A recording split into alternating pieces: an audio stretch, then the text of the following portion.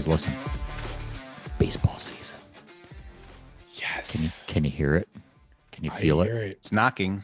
It's coming. Right, it's close. It's very close. Oh, I know. next week. We'll get into that later. But first, I'd like to welcome in everybody. I am Chris Douglas. You're listening to the Throwing Bagels Podcast. I'm joined, as always, by Jason Hamo and Kevin Mooney. Gentlemen. Hello. How about that? So we'll get to the baseball stuff later. It's March Madness, and we have an awesome guest. Yes. So our next guest here on today's episode of the Throwing Bagels Podcast is the Deputy Chief Administrative Officer, New York State Executive Chamber, and, of course, a SUNY Oswego alum. Please welcome in Jennifer O'Connor Teepe. Jennifer, it's been forever. It's been forever. So happy you can make it in today. Yeah, thanks for having me, guys. We will get right into things. So you have a very long title, but we'll get to that in a second. First, I know, these things happen. So by the time this podcast drops, we will be about 2 weeks away from the state's new fiscal year, April 1st. Do you have any idea what the status of the governor's proposed budget is for this year? Do we know if it's going to be on time? Maybe. Can you break any news for us? I don't know. I honestly joke about this. I talk about this when I interview people for my team.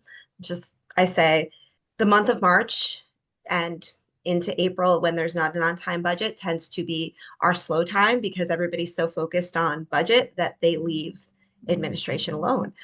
In particular, the human resources part, which is primarily where I am. That being said, Easter is early this year.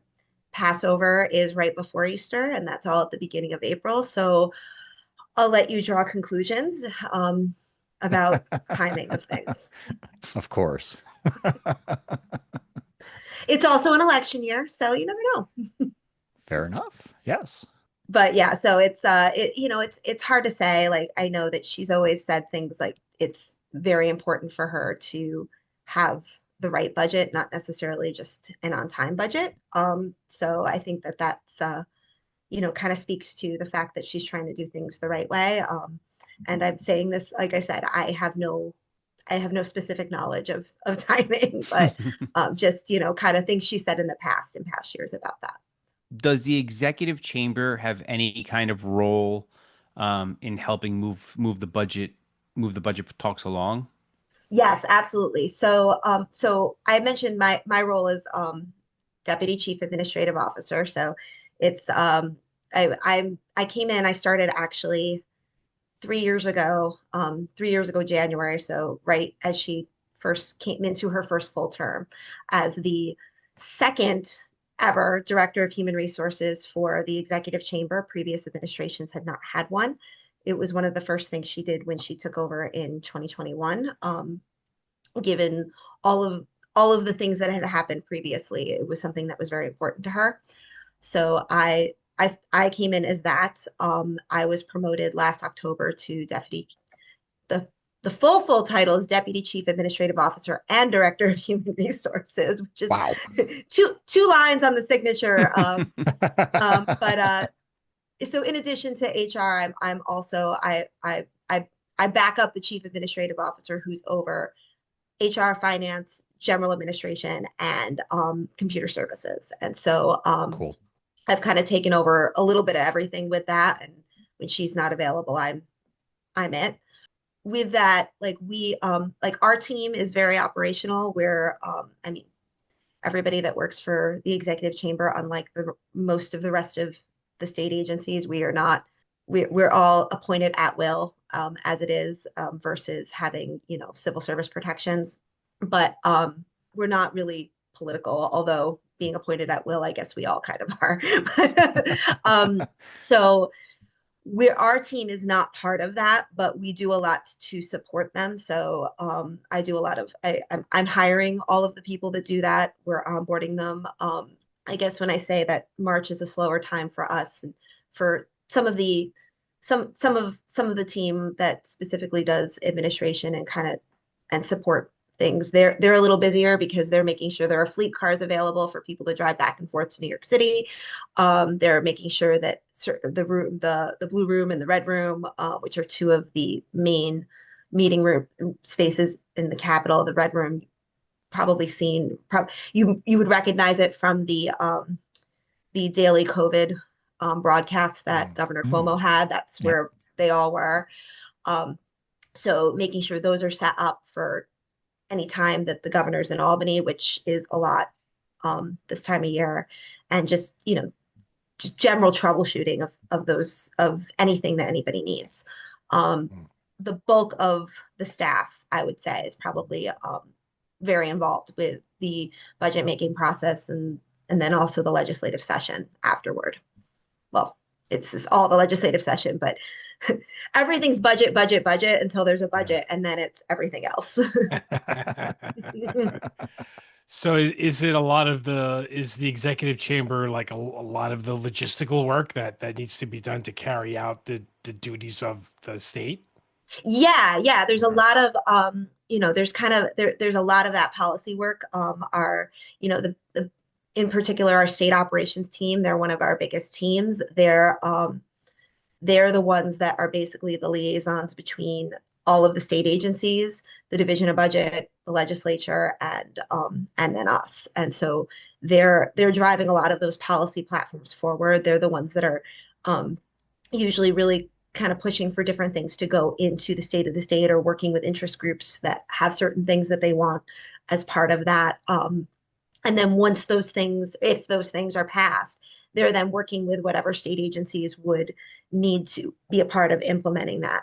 What kind of things come across your desk like on a daily basis? Like what is your typical day like? Do you need like 18 arms to try and figure things out, or? It's funny. So prior to this job, I was the assistant director of human resources at the Office of General Services, which is another state agency.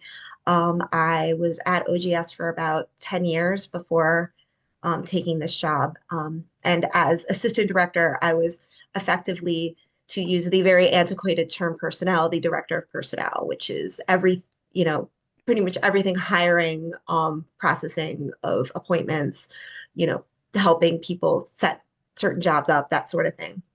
And so when I took this job, it was to go to really a much smaller agency that has a much, I don't want to say it has a larger scope, but it just has a much more visible scope, I guess, is a better way to put it.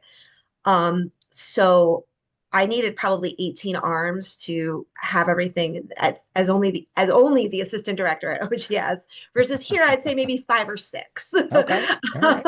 It's an improvement. So yeah, I mean, it's smaller scope, but more responsibility. So, typical day, I'm, and I have a team there's 7 of us in total. So, they're asking me to sometimes post for positions. Sometimes they want to not post, and they have a certain person they have in mind. We have no specific rules around having to post. For a while, we were kind of saying, well, we're going to have you post anyway, just in case. But kind of looking at that is, my thought is, if something can't be up for at least 2 weeks, like a meaningful amount of time, where somebody who really would be, interested in the role and qualified for the role or whatnot would actually have the time to see it, then I don't think of that as a genuine posting, because the first few days, it's usually people that have some kind of script written in LinkedIn to just apply to everything. So we'll, kind of discussing whether or not, is this something we should be doing a full recruitment for? Is this something we already kind of have an idea of who or a number or a small group of people that we want to talk to? A lot of our jobs, it's one of the big draws of working in government generally is that, the pay is not good, but you work a 37.5-hour work week. You can have a quality of life. There's all this stuff. We've got private sector plus hours at the government pay, and on top of that, all of our pay rates are based on cost of living in Albany, not cost of living in New York City. Yeah. So anybody who's a New York City person looks at it and says, "Are you crazy? You want me to take the job for how much?" Attorneys, especially, they're like, "Why would I work those hours when I can go work on Wall Street and make 5 times that? Why would I do that?" So, a lot of times there's a lot of like discussions with people, like trying to talk people into this. Hey, do this for 2 or 3 years.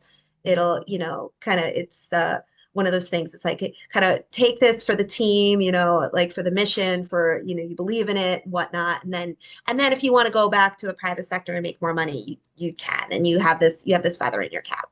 It's kind of hard to put that on a LinkedIn posting. So we do get a lot of really good candidates who are fresh out of college from that, for our entry level roles. But it's kind of, so, figuring out with my team the best way to market our jobs. And then also we do a lot of, labor relations issues.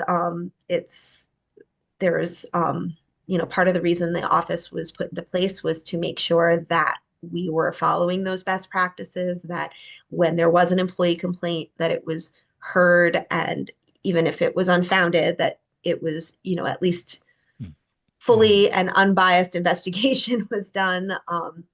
So we have a lot of that. And in some ways it's really not all that different than working anywhere else in human resources. It's, most employees are good employees, but I've kind of always said this, it's a little bit like HR is a little bit like the principal's office, and that the principal it knows your name either because you're a really, really good student or a really, really bad student. So you probably don't want to be known by them. Yeah. Although when there's, less than 300 people, I do know almost everybody by name. So just out of curiosity, because you had mentioned something about LinkedIn and the hiring process, have you seen a trend with resumes being like AI generated or chat GPT generated? Is that also a plague with your office? Yeah, I mean, even if, LinkedIn even actually has an AI generation of your resume based on what you put on there. And sometimes I have people who are like, they've been in their current role for a while and they're just too lazy to put together a resume. So the next thing I know, I have a LinkedIn printout. Oh, well, okay. I mean, sure, fine. It serves a purpose. So that's definitely, I really think though that the trend is actually more, not so much the resumes themselves, where I could actually see maybe chat GPT kind of helping, so long as, you're looking over it afterwards to make sure it looks coherent. But more just the AI generating, just inundating applications. It's, we'll have a posting for an entry-level job open and we will have 200 applications in a couple of hours. Wow. And it's trying, and most of them are not qualified, but we have to look at them because they all, and so it's very, my one recruiter, she's got qualifying questions set up that I think helps weed it out, but I'm sure somebody's figured out a script to answer those questions too. Do you use it an ATS system? We do. We have we're using one. It's called Manital. Right now we can't use a ton of the features because we don't have it. There's a lot of features that it has that we can't use for cybersecurity reasons. We've got a very strict policy on that for good reason. And there's also some features that we wouldn't want to use even if we could use them. But so what it does help us do though is at least sort through them, so we can upload. I mean, essentially we can drag and drop the resumes into the system, and then it can at least, once it does that, it tells us the name of the person, and it doesn't always get it right, but it usually gets it right. But we can then click on it and say, oh, okay, this is this. And if we see the name doesn't look right, we can just change it easily. And then we can sort who's qualified, who's not qualified. And then we can give access to the hiring managers and say, okay, here's everybody, you can now go from here and sort through which ones you like. So that's been really, really helpful. Most state agencies, I know that they have a contract and with an aggressive timeline for that with civil service, for an applicant tracking software for the state. But as it stands right now, most agencies are manually renaming resumes and putting them in zip files and sending them to managers. So that's certainly been a challenge, especially with the exam system changing. And there's been over the last couple of years since COVID, because it's kind of hard. It was kind of hard during the pandemic to get schools to let 30 people in a classroom together to take a written exam. And so they suspended exams for about 2 years. And so that they opened up what's called NY Helps, and anything that it was considered open competitive, so would have needed a test, but the general public could apply for it, could apply instead. And it was waiving the exam, and you just had to meet the minimum qualifications, which for a good number of positions is just a bachelor's degree. So for these positions, it was for a bachelor's degree. So everybody was applying. So agencies were getting thousands of applicants for these jobs, and no ATS to track them.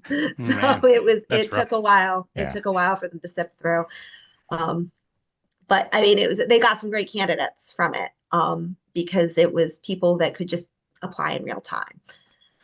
So the new system is supposed to be able to kind of allow it looks kind of more like what the federal government does, and they can apply in real time, and their experience is rated in real time, and then can apply to jobs from there, with this new system to help them.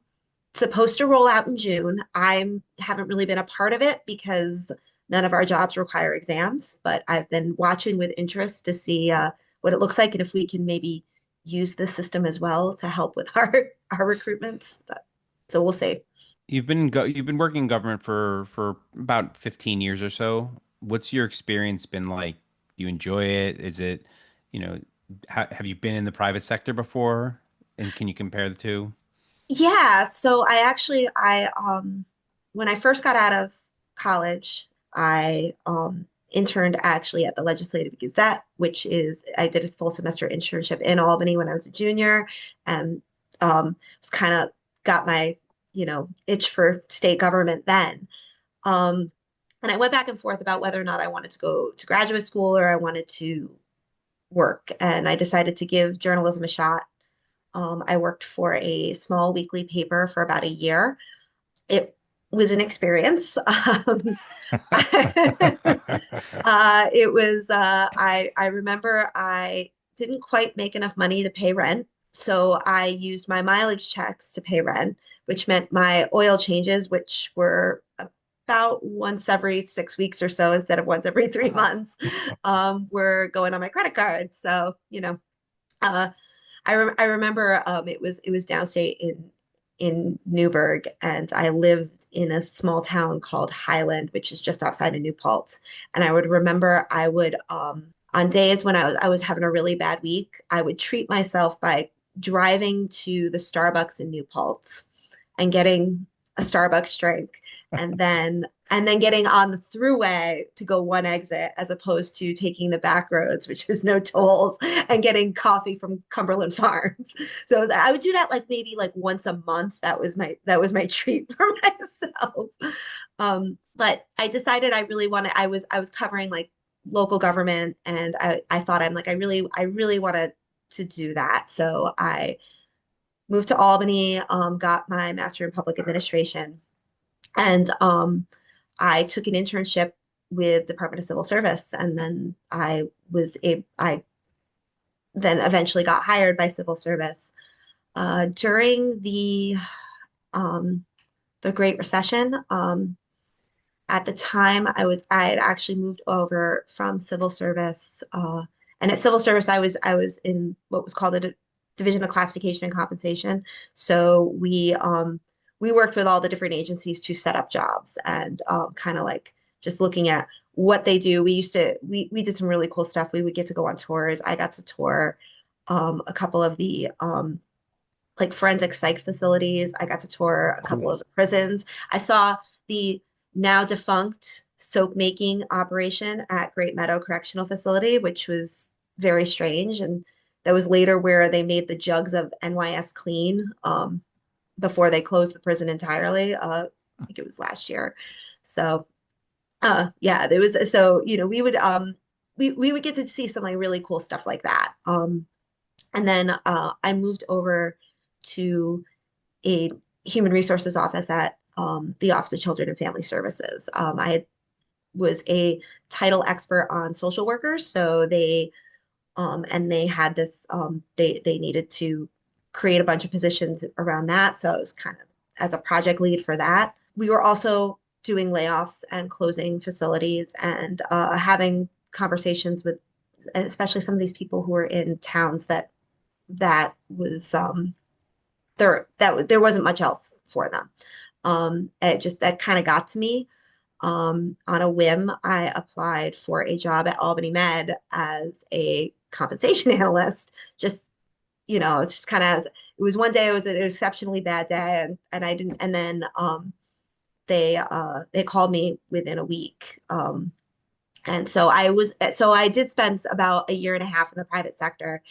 I went back to state government after about a year and a half. I missed working in government. I actually really liked it at Albany Med. I found that private sector really isn't that different from public sector. I mean, other than if you're a competitive class employee, even if you're not unionized, it's very difficult to discipline and fire. But aside from that, there's a lot of the same everyday issues that people have, the general conversations, and really like private sector is not any more eager to fire than public. If anything, I think public sector, they're more eager to fire you because if you pass probation, that's it. They're stuck with you. So they are very motivated to make sure you're the right fit in that first year.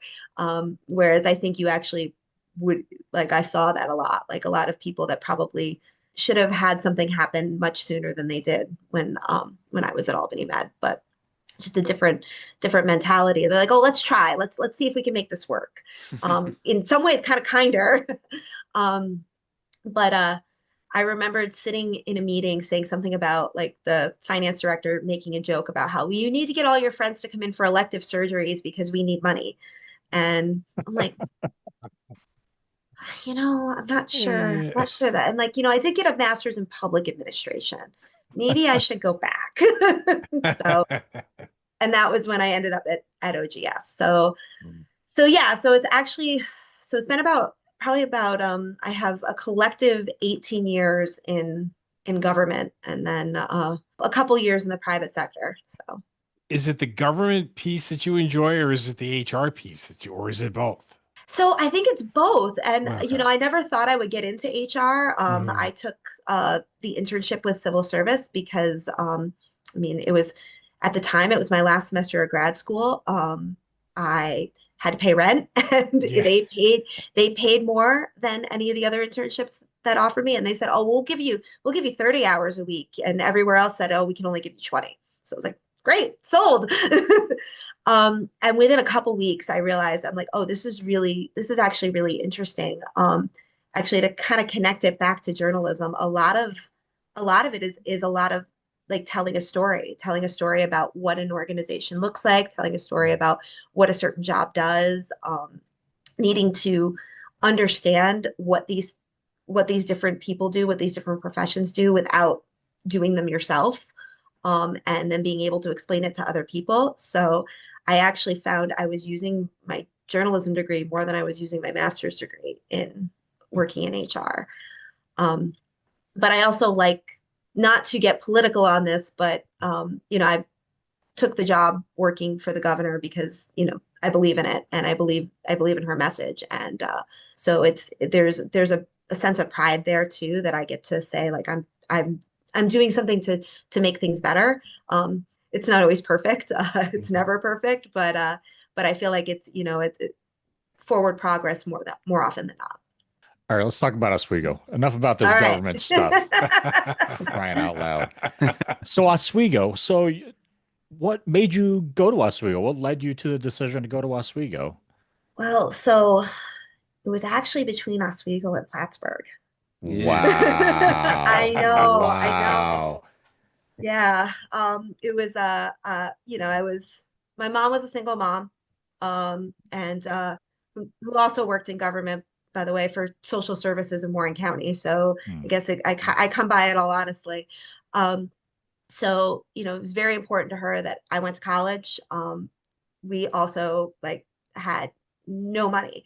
So I thought Ithaca College looked really nice. I toured it. I thought about it and I thought, if I apply to Ithaca and I get in, I'm going to want to go and I can't afford it.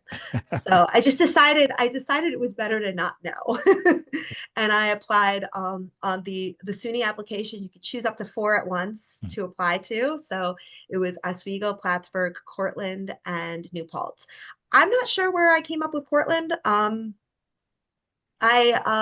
was kind of I don't know why I chose that over other places. New Paltz, Oswego, and Plattsburgh all had pretty strong like broadcasting and journalism programs. So that was it. I actually originally thought I was going to love New Paltz, and I went and I toured the campus, and it wasn't for me. Um, I did campus tours at Oswego and Plattsburgh. I really really liked both of them, and I was trying to decide between, well, maybe whichever one gives me more money. Well, then it turned out to be just about even. Like, all right, well, that's not going to work.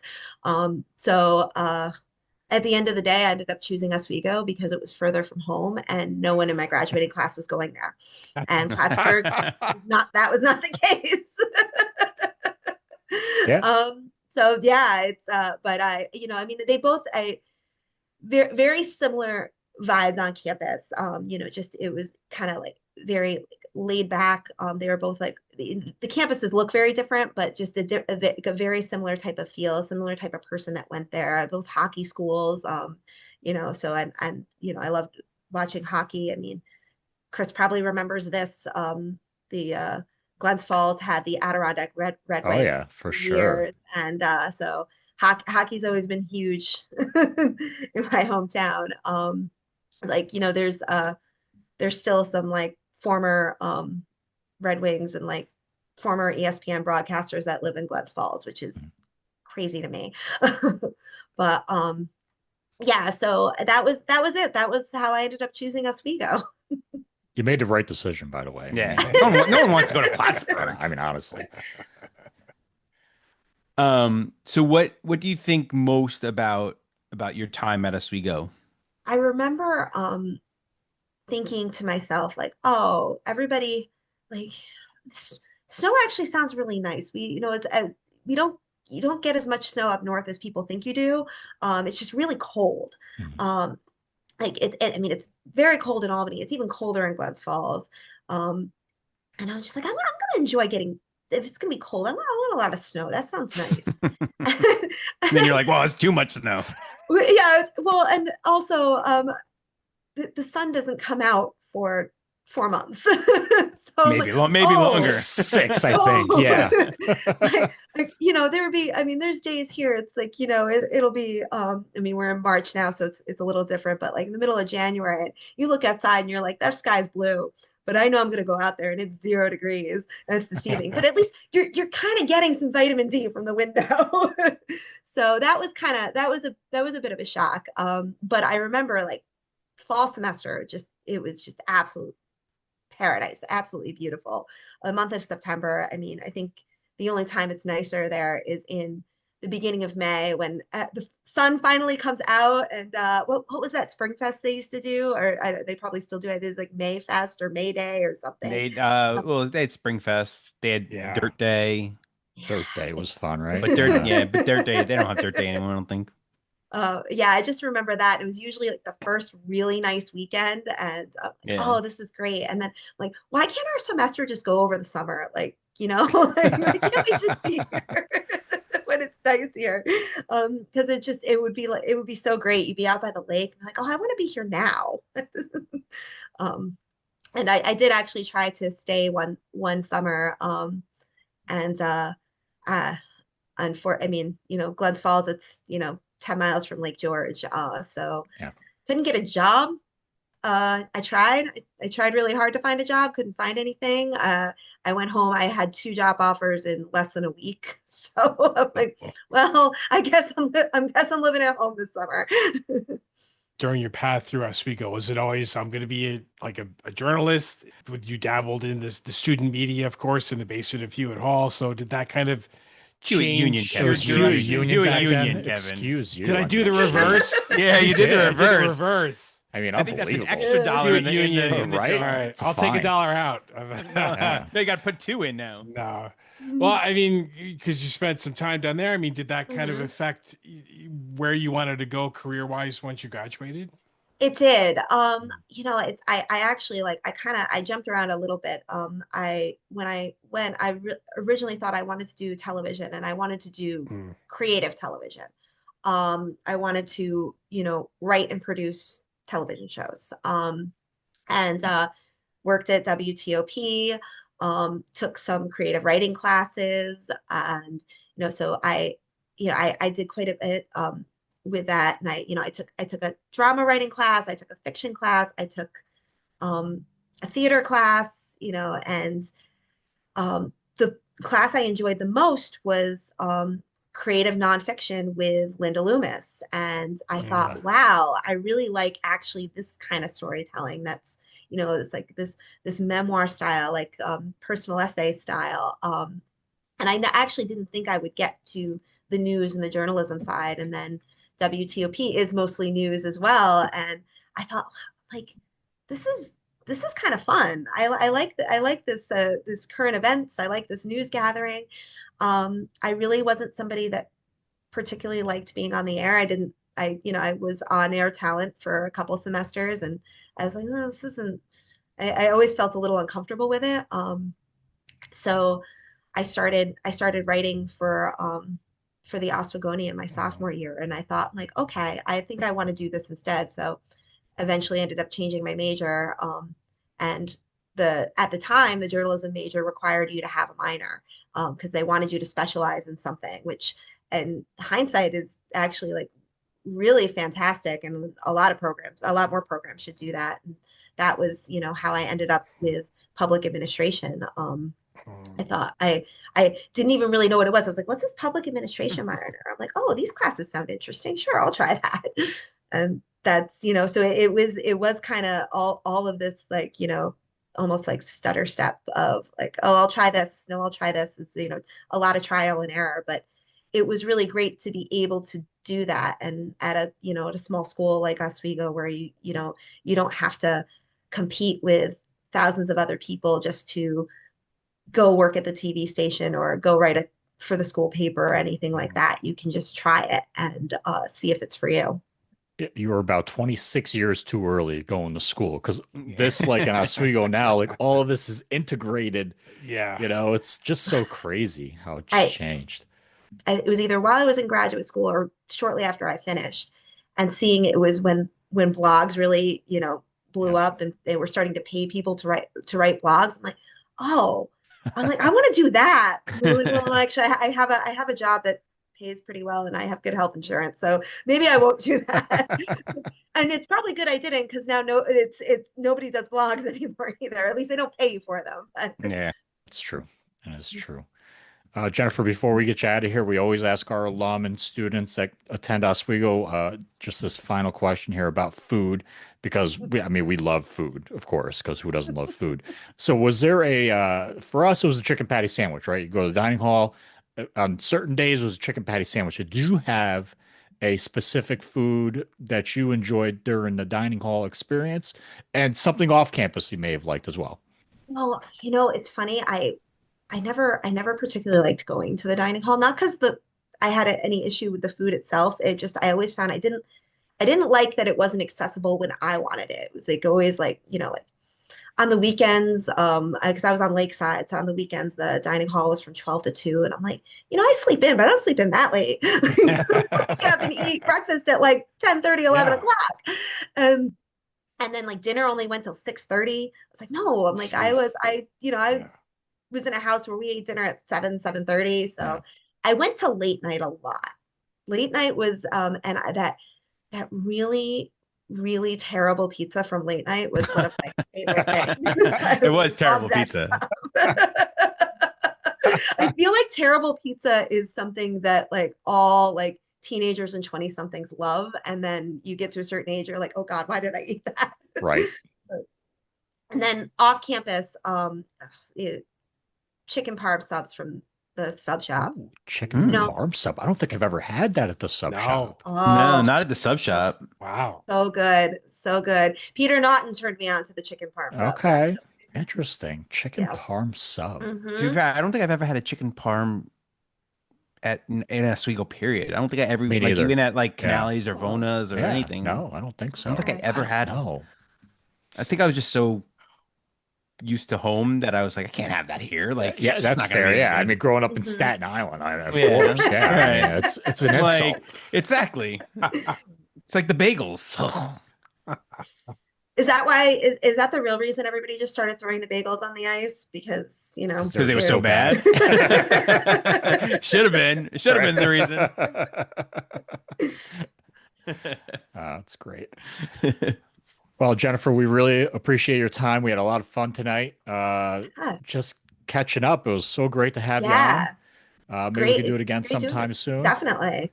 All right. Well, we want to thank Jennifer O'Connor Teepe for hanging out with us. That was very fun catching up with Jennifer and kind of finding out what she does with our good old New York State government. So that's really cool. Yeah. Your taxpayer dollars at work right there. That's right. Yes, the deputy chief administrative officer, right? Yes. And human HR resources director, yes, right? and HR director. Yeah. So The New York State Executive It's Chamber. quite the title. it is a very long title. Yeah. It's, Try to say that 10 times fast.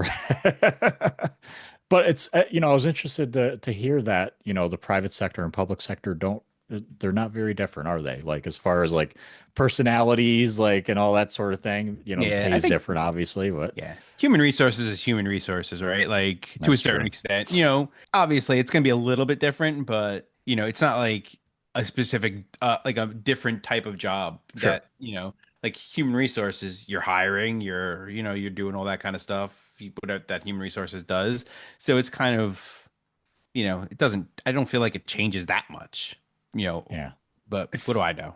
I mean, I feel like it's working in government versus private sector. Private sector, your goal is profit. Yeah. Sure. Oh, totally. But I work in higher ed, and someone who works in government, that's not the driving mission. The driving mission is to provide a service to improve the world around you, basically, is what the mission is, if you will. Tell those higher eds to stop costing so much money if they don't want to be Seriously. they don't want to go for profits. Good Lord. Honestly. It's those professors, man. Yeah, I know those professors. They make a ton of money. What is Cornell nowadays? 90 million a year? At least 90,000 a year. I mean, it's going to be six Feels like figures 90 next year, million. probably. It's up there. Did you go to the? Speaking of Cornell, did you go to the Ivy League tournament this weekend? No. It was a great championship game. Yeah, Good. Yale and Penn. Oh, it was like a last second jumper, right? They went to overtime. They went to overtime. Yeah. And then That's Yale pulled it out. I think it was. So Yale pulled was it the tournament held in out. Oh, no, Penn pulled it out. I don't know. It was the No, first. It was that. It was Ivy honors in League. Cornell. It was the first Ivy League tournament that Cornell hosted. Oh, no kidding. I didn't know that. Because they had to do a bunch of infrastructure improvements to be able to host, and so they spent a year, basically from around this time last year. They started working on improvements, and they were able to host it. Now the Ivy League tournament's a new thing in basketball. It's only been around Right. like Yeah, what, it's not 5, been 6 around that years. long. Yeah, they used to have the If automatic not. bid. I remember. Yeah. Yeah. Mhm. So yeah, I mean, it was cool that they got to host it, and yeah, I remember. So, what was it? Yale tied it, and then Penn. No, There was like Penn tied it. The other Penn, time, okay, Penn tied it. and then Penn Yale tied it. almost won. Yeah, the on a guy hits the three-quarter back heat. iron. Yeah, the guy Yeah. hits a back iron. Jeez. Like it was just like a Madness. prayer shot. Like he just threw it up there. I don't think he was expecting anything, and like it like really came close. But yeah, they had this one guy. Penn had this one guy who went for like 40 something points. Oh wow. And I don't know what Yale was thinking. Like they could have, he hit a shot. They were down. I don't know. They were down by like 6 or 5 or something like that. Guy comes down, hits a 3, puts them down by 2. Foul. Go to the foul line. I think they hit 1 or 2. Comes down, splashes a 3. Like why foul before he gets in the backcourt? Don't let him get the shot up. And this guy was like on fire. And yeah, so went to overtime. It was a good game. And that concludes our March Madness coverage for Throwing Bagels Podcast. Who would have thought we would have been talking to Ivy League? All right. Honestly, of all the teams we could be talking about, we're talking about Penn and Yale. I could spend a whole podcast talking into March Madness. Okay? I'm sure you can. Yeah. Michigan. Not me. Exactly. Yeah. So that's all for gambling anyway. So anyway, so when before we started the podcast, we were talking about our senior years in college, and Yeah, but we didn't do a whole heck of a lot, did we? No, I mean, no. Did you guys ever take health science with Dr. Boozer? No. So there was these 2 classes. I mean, when I call them blow off classes, they were like the easiest classes to ever do. You literally had to like write, like take some notes and like write some stuff up and hand it in, and that was pretty much it. And it was like 2 classes. I think I took both of them in the same semester. I took hockey coaching techniques one semester. Oh, I took basketball coaching techniques the other semester. I was coasting. I didn't need any. I only needed upper division classes at that point, and those were all like 300 level classes. So I was like, great, that's all I need. I finished my major. I finished my minor. I didn't need anything. yeah. I spent all my time at the bars and a couple 1 or 2 nights at the TV station, and that was it. Some nights at the frat house too, I'm sure. That was my semester in a nutshell. My 2 semesters in a nutshell, right there. And then I almost overslept and missed graduation. Of course. My junior year, I kicked my ass junior year, to be honest. Yeah, me with too. you, 'cause I was doing, I think I had 5 courses. I did, Jay and I did that we were also, calling yeah. games. Sure. NYO. I was doing TOP. I was writing for the Oswegonian. We had to take that 1 credit stupid class in Hart. In Hart Hall, yeah. So I'm like, read a stupid paper every semester. Yes. Oh, And- dumb that was.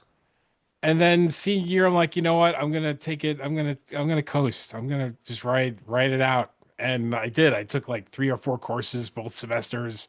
Made sure I had Fridays off.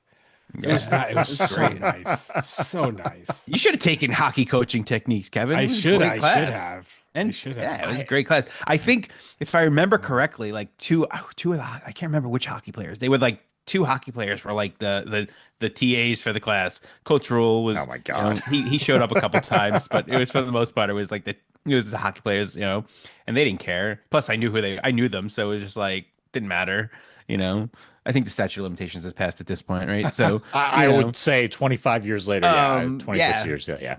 But like, yeah, I did the same thing. My mom, for some reason, my junior year, she was like, you have to take an extra class in the fall because you can't graduate by taking 5 classes each semester. You have to take a 6th class. And I'm like, that doesn't make any sense. I don't think anybody does that.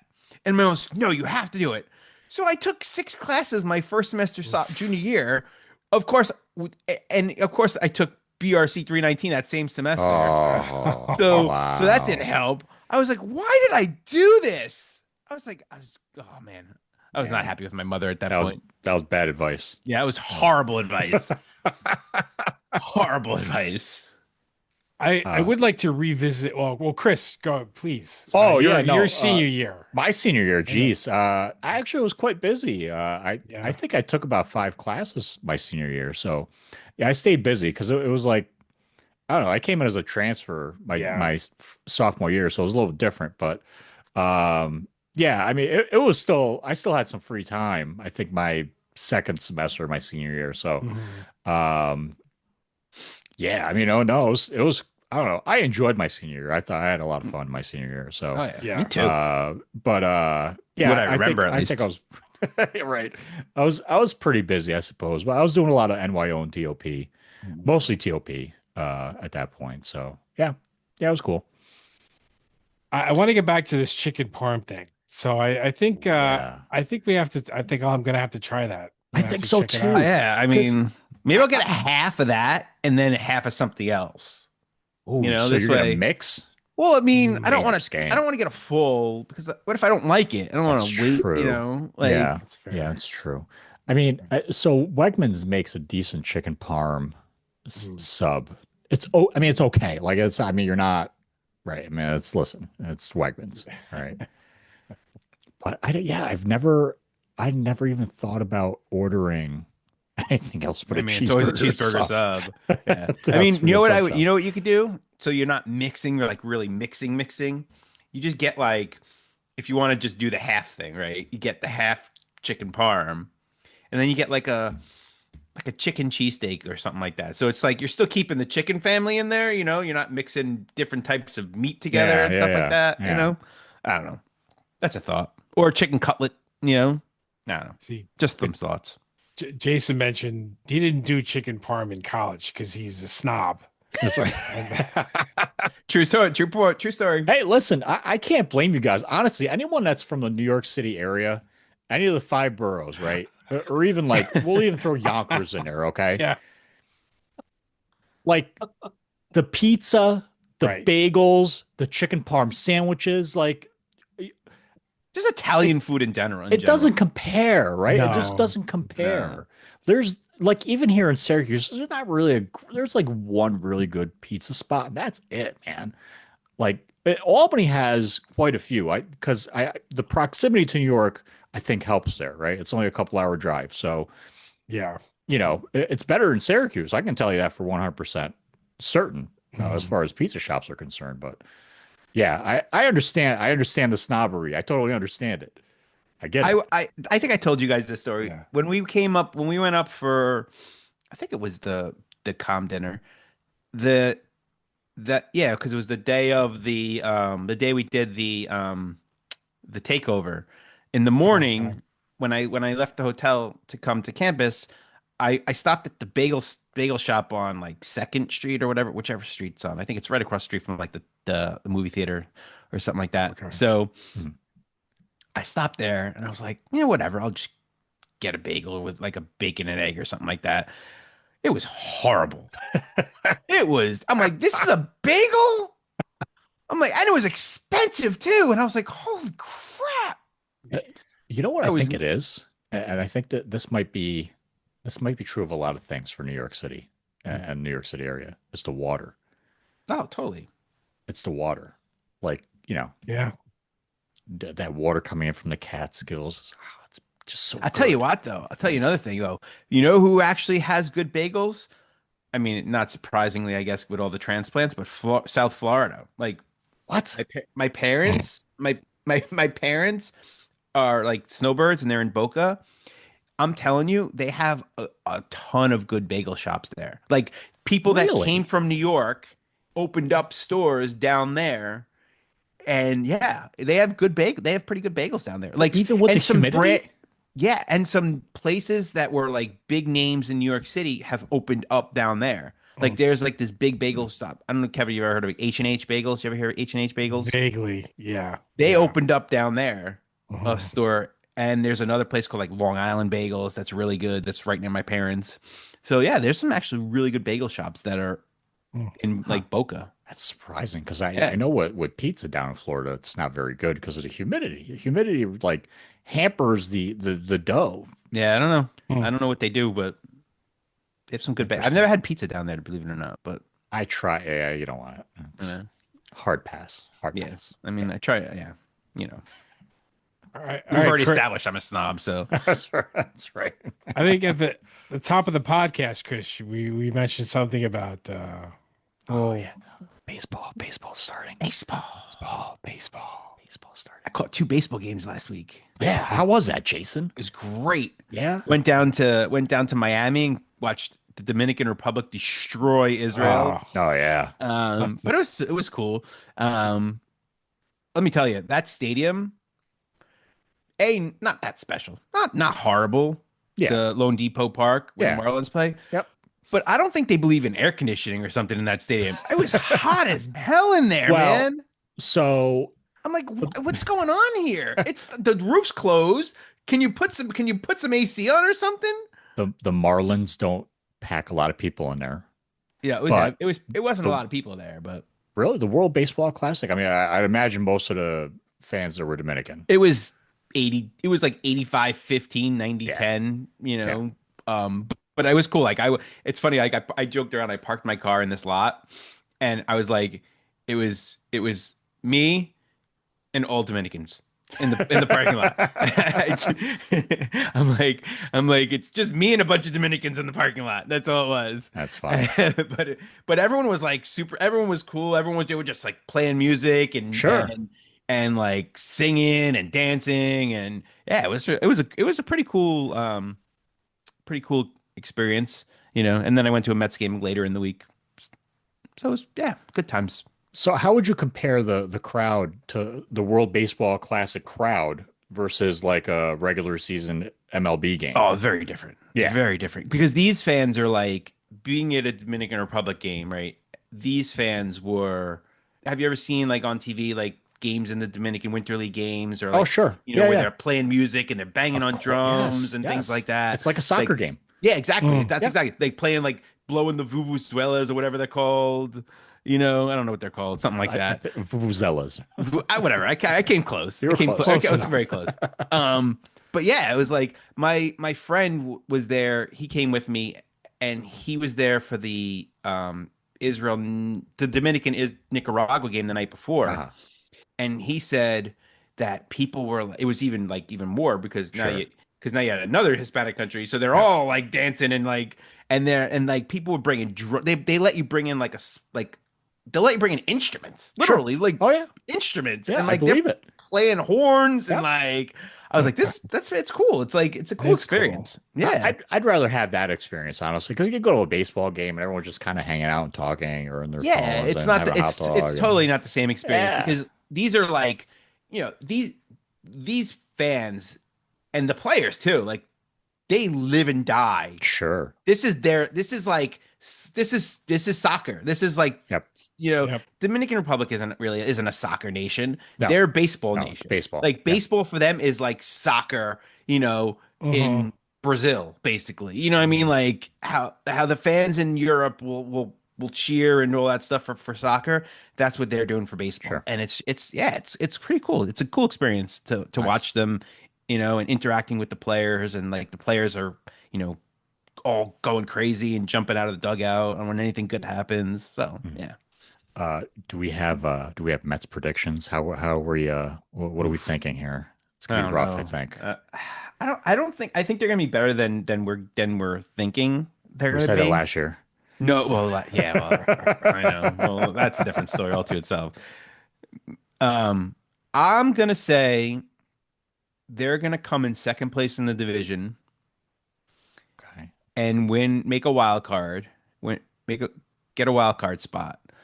But no one's beating the Dodgers. Like no one's beating the Dodgers. So even if they got to the NLCS, they're not beating the Dodgers. I don't think they're going to get that far anyway. I think they'd lose in probably I'll say they'll get into the division series and lose there is my guess. But that's what I'm going with. What do you think, Evan? I'm going to say 90 wins, maybe Ooh, okay. 90, 91, 92, somewhere around there. That's good enough for a And- wild card. It is. So I think they are going to make it as a wild card. And then, you know what? The big question mark is, can everyone stay healthy? The answer has been no. The Kodai past Senga. several years. Yeah. Yeah. So, but I think if same applies to the Dodgers. I mean, somehow they're managing to win when they've suffered injuries left and right Yep. Crazy. over the past several. Yeah. I don't know how they've been able to keep it running, but you got to play the games, and It's true. I kind of think the Mets are going to get to the NLCS. Ooh. And I think they're yes. gonna- I I like think- it. I think they're going to drop a tough NLCS to the Dodgers. I agree. Seven games, 6 games, 5 It's games. going 6-7. Yeah. 6-7. Yeah, That's I my pick. As was my gonna kids say would the say, same six, thing. 7. Oh, Come no. on. You're welcome, parents. Oh man. Listening to the podcast. That's funny. Yeah, actually, I agree with Kevin, actually. So I think NLCS, and it'll be I hope probably so. a 6-game series, and probably just because pitching, and that's Yeah. it. You know, I mean, Yeah. the Mets are hinging a lot on Nolan McLean. You know what I mean? So I don't know. We'll see how he does this year. And, Peralta's great, but and Beatty and Alvarez have been hitting the cover off the ball in spring training. If they can carry that through, yeah, well, Alvarez can stay healthy. if he can stay healthy, I think this lineup's a lot deeper than it was agree. last year. Completely agree with you. A Like, lot of tough at bats in this lineup. yeah, just yesterday's game they played. Mhm. They're basically the regular lineup minus Soto and whoever's going to be their right fielder, right? Because they had Soto was playing in the WBC yesterday, and Beatty and Polanco were both playing, but they had Mike Tauchman as the right fielder. So I'm going to go out on a limb and say, whoever the right fielder is, right? That's their, probably Benj is my guess at this point, but because he's been hitting well too, so we'll see. But I that lineup looked pretty good yesterday. On paper, like looking at it, I was like, I like this line. Add Soto in there, Yeah. And you're navigating through the, I don't know who they typically would. What are they looking at? Semien to lead off, and then he was as right now. Okay. Lindor, and then Lindor. Soto, and then Bichette, or Lindor, and then Bichette, or Lindor, Soto, Bichette, Polanco. Or Semien bats, or Lindor, Semien, then Yeah. Soto, then Bichette, or it's a And pretty now good you lineup. Yeah, it is. Polanco, then So I think I think it's gonna be a pretty good season. you got Luis Robert. Hopefully he Luis can Robert. hit a little higher than Oh, 230, man. but And by the time we meet again, we'll have a D3 champion in men's ice hockey and college women's hockey, ice that's hockey. right. So Yep. it's gonna be we'll see who it Hobart. is. Let's be honest. Hobart. it's probably going to be Hobart. Hobart. Yeah, that's most Jerks. likely. If it's not, we're booking a Zoom call with Derek in his Oh, house wow. in his head. Oh, we haven't sure forgotten. Have. Nope. We have not forgotten. Nope. Trust me, I will not That's forget right, that. because we wrote it down where the records are kept around here, so That's we right. have not forgotten That's right. about that. It's on YouTube. It's That's on right. YouTube. It's It's right. there. If It it's lives on the internet, forever. it's true. I mean, Yeah, exactly. So We didn't make this one up. No, we did not. So that'll do it for this episode of the Throwing Bagels podcast. You can find us online everywhere, all the socials, everywhere. And you can reach out to us by email, throwingbagelspodcast@gmail.com. Boom, nailed it. I don't think you mentioned the website, did you? I did, but I was about to. Throwingbagels.com is where you can find us and listen to all of our episodes, including all the episodes that we talked about Oswego hockey, including one where Derek said he's going to shave his head if Hobart loses. So check those out. All right, let's get out of here. So long. Bye-bye. Baseball.